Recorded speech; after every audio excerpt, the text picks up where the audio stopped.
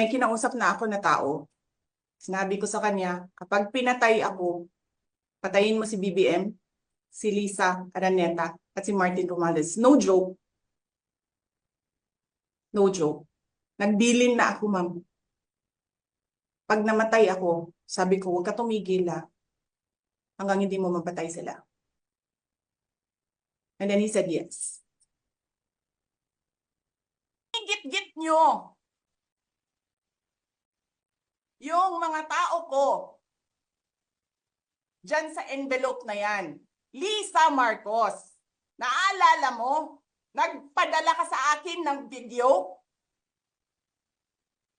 Sinabihan mo ako saan kukunin ang pera. Pinakita mo ang muka ng tao doon sa video message mo. Hi, this is she's been working with us for the longest time. We trust her. You sent me written instructions about money. Millions a month. Anong nakalagay doon sa envelope? DepEd. Anong ginawa ko? Binigay ko sa DepEd. Putak na mukha.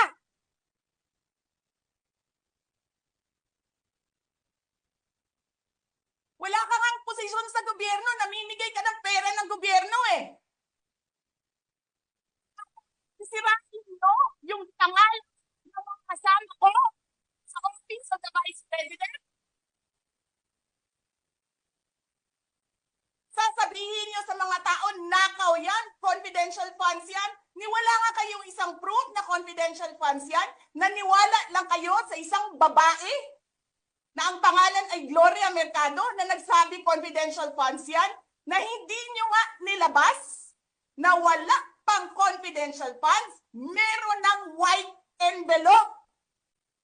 Kasi 2022 pa lang, tangina mo ka, may utos na ng pera sa DepEd. Tapos kami yung nagsisinungaling? Nagpipigil ako eh. Kasi gusto ko lang magtrabaho. Gusto ko lang tapusin nyo na yung ng show ninyo dyan sa House of Representatives para makabalik na kami sa trabaho namin.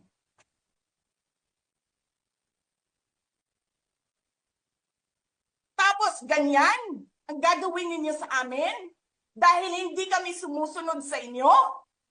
Dahil ayaw na namin tumulong sa inyo?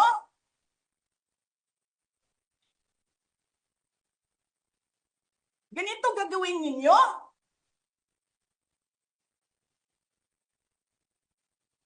Presidente ka, may speaker ka na involved sa bribery ng Supreme Court justices.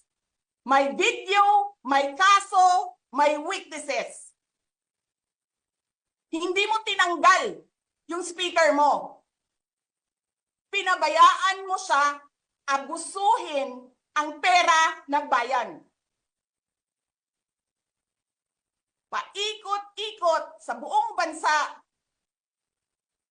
namimigay ng pera na para bang kanya yung pera.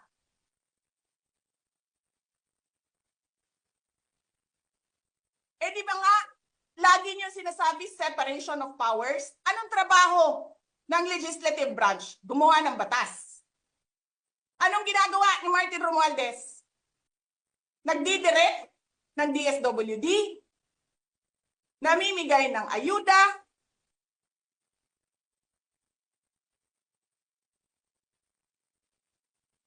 nagsasabi kung anong bibigay, anong ibibigay, anong gagawin, sino ba ang presidente dito?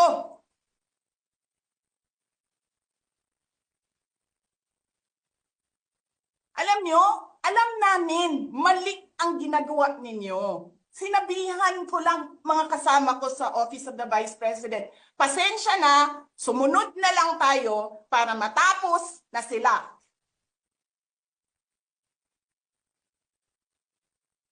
Tapos ganito ang gagawin ninyo? Alam namin, walang contemptuous doon sa ginawa ni Yusek Lopez. Wala. Lahat ng tanong, sinagot niya.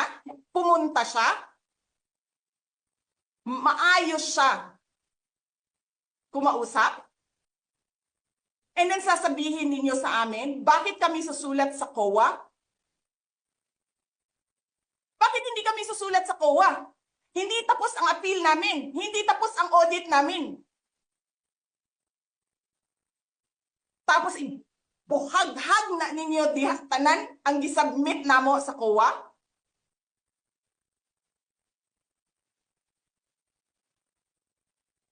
Simula yung atake nila.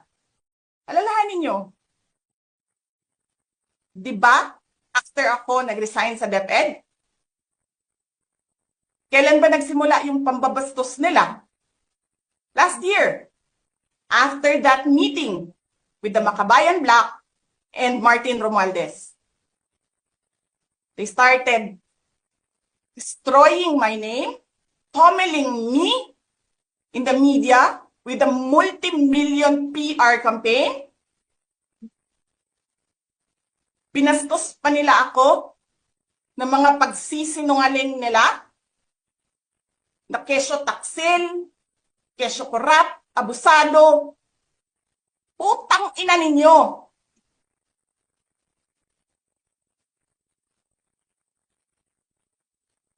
Sino ang korap?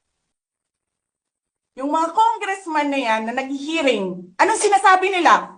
Pagkatapos, pag na-off na ang mic, pag wala ng media, pasensya na kayo ha. Kailangan kasi namin ng pera. Mag-eleksyon na kasi. Pakisabi kay Sara ha.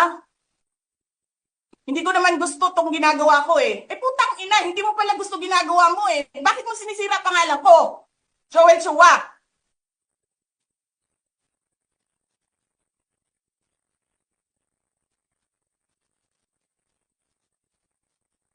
Ganyan.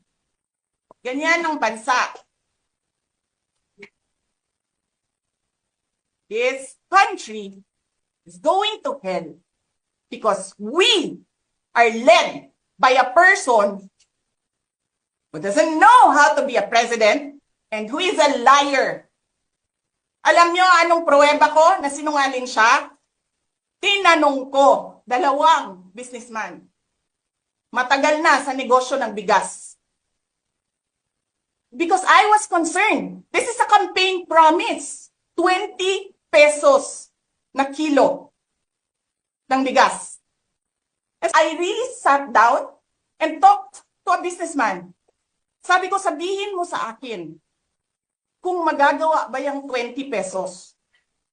Sabi niya, hindi. Napaka-imposibleng gawin yan. Because more than 20 pesos ang cost. Paano ka magbenta ng palugi? So tinanong ko, nagsinungaling ba siya nung sinabi niya? And then he said outright, yes. It's either he did not know what he was talking about, but so incompetent, or he was lying through his teeth to get the votes of people. Putang ina ninyong lahat. Martin Romualdez, Lisa Marcos, Bongbong Marcos. Huwag mag-alala, ma'am, sa security ko. Kasi may kinausap na ako na tao. Sinabi ko sa kanya, kapag pinatay ako, patayin mo si BBM, si Lisa Araneta, at si Martin Romualdez. No joke. No joke. Nagbilin na ako, ma'am. Pag namatay ako, sabi ko, huwag ka tumigil hanggang hindi mo mapatay sila. And then he said yes. So alam namin na walang trabaho ang House of Representatives pag Friday. And then suddenly, kanina, Yun na nga, sinabi niya kung anong nangyari dito na side. Tinawagan niya ako, sabi niya, you need to come because I need a lawyer. So pagdating ko dito, I told them I'm the lawyer. Pumasok ako, and then I read the order. And then while I was reading the first order, another order came in. And then, nakita ko doon sa order nila na parang by unanimous vote, parang ganyan. And then sa akin naman, parang, paano kayo nag-meeting? Wala nga kayong trabaho pag Friday. Sobra kahayahay ninyo ng mga tao. Kaming lahat, sa Office of the Vice President, Monday to Friday ang mga trabaho namin. Sa ibang opisina, Monday to Friday. I'm not saying na bawal yan. But, alam mo yon, that is something that civil service should think about. May mga opisina ng gobyerno, 4 na araw lang pumapasok. Yung iba, 5 araw pumapasok. Nandyan sa daan, sa init, sa ulan, nandun sa bundok, naglalakad, tumatawid ng mga sapa, Monday to Friday, mga government employees. And then we have a House of Representatives, Monday to Thursday lang ang trabaho.